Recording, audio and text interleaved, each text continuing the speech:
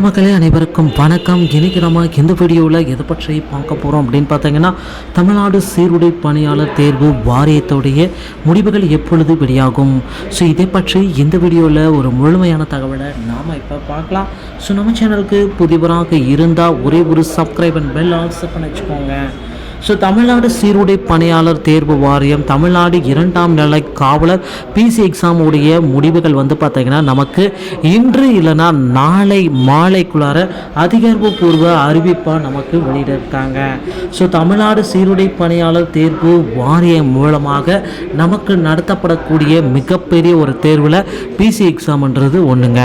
So இதில் பார்த்திங்கன்னா எழுத்து தேர்வு முதற்கட்டமாக ஒரு எழுத்து தேர்வை நடத்துவாங்க. அதுக்கு அடுத்து பார்த்திங்கன்னா நமக்கு பார்த்திங்கன்னா செய்முறை தேர்வு ப்ராக்டிக்கல் எக்ஸாம். ஸோ அந்த உடற்தகுதி தேர்வு. ஸோ இந்த இரண்டும் கம்பேரிஷன் யாரெல்லாம் இந்த ரெண்டுத்துலையுமே பாஸ் பண்ணியிருக்காங்க அப்படின்றவங்களுக்கு மட்டுமே பார்த்திங்கன்னா மெடிக்கல் ஃபிட்னஸ்.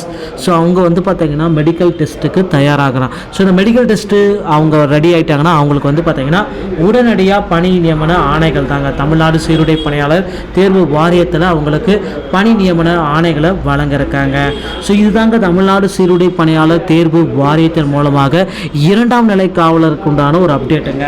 ஸோ 2ஆம் நிலை காவலரில் மீண்டும் பார்த்திங்கன்னா புதிய வேக்கன்சிஸ் பட்டியலையும் நமக்கு வெளியிட போகிறாங்க. ஸோ 2ஆம் நிலை காவலரில் நீங்கள் எதிர்பார்த்த மாதிரி கட் ஆஃப் மதிப்பெண்கள் ரொம்ப ரொம்ப கம்மியாக தாங்க வரும்.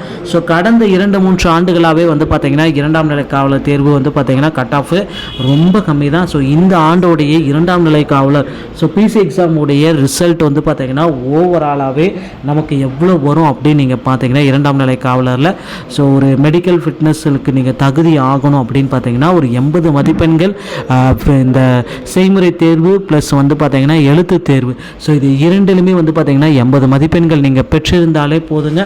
உங்களுக்கு பார்த்தீங்கன்னா 2ஆம் நிலை காவலரில் பணி வாய்ப்பு உறுதியாக கிடைக்குமே, எந்த விதமான சேஞ்சஸும் கிடையாதுங்க.